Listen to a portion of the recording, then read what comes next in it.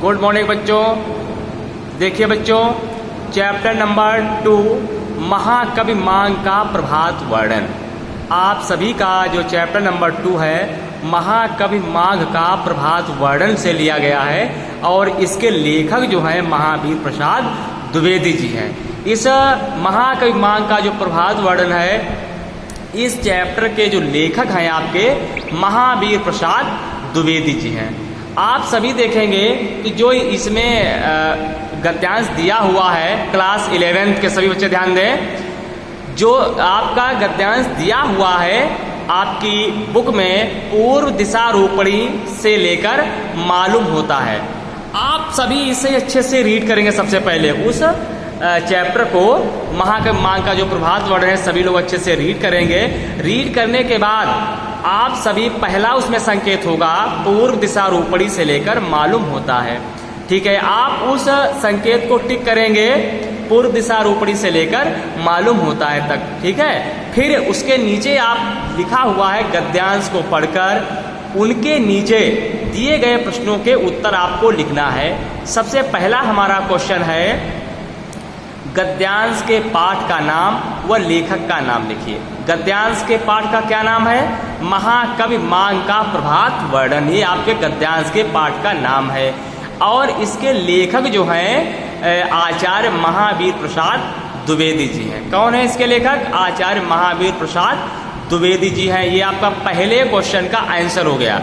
इसके बाद में क्वेश्चन नंबर 2 उपरोक्त गद्यांश का संदर्भ लिखिए। उपरोक्त जो गद्यांश दिया हुआ है ये किस पाठ से लिया गया है और इसके लेखक कौन है?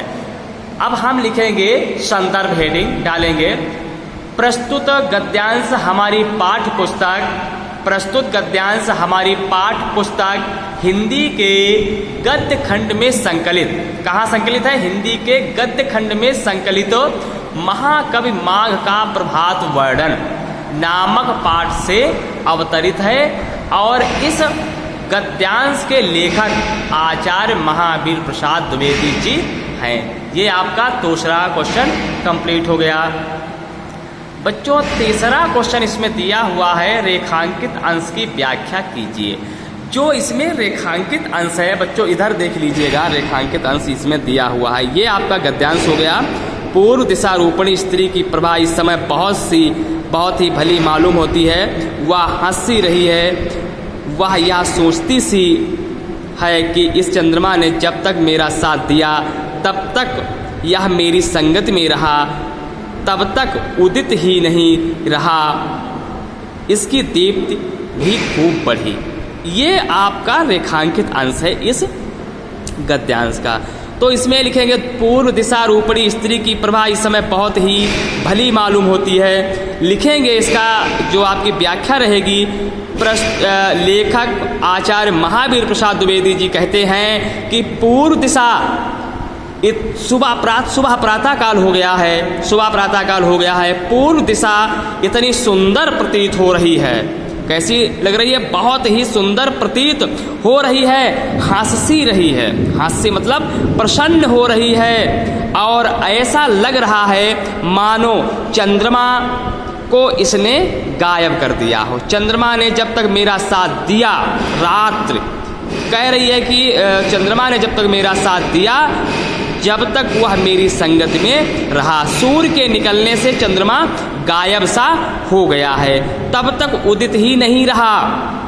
ठीक है, चंद्रमा जो है वो सूर्य ने गायब कर दिया है, इसकी दीप्ति भी खूब बढ़ी है। अब कब लेखक कह रहा है कि सूर्य का प्रकाश पृथ्वी पर आ जाने से चंद्रमा का प्रकाश गायब हो गया है, ऐसा प्रतीत हो रहा है, ऐसा मालूम हो रहा है। ये बच्चों इसका हो गया आपका व्याख्या।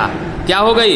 ये आपकी व्याख्या हो गई जो रेखांकित अंश दिया हुआ था। इसमें एक और दिया हुआ है कि प्रस्तुत अवतरण में लेखक ने किसका चित्रण किया है।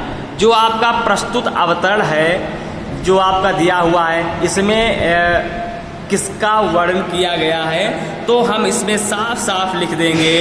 इसमें जो है सूर्य और चंद्रमा की प्रशंसा की गई है। सूर्य और चंद्रमा की लालिमा जो निकलती है सूर्य की, उसकी प्रशंसा की गई है। बस बच्चों, ये आपके जो 4 क्वेश्चन थे, सभी आपको अच्छे से राइट करना है इनको।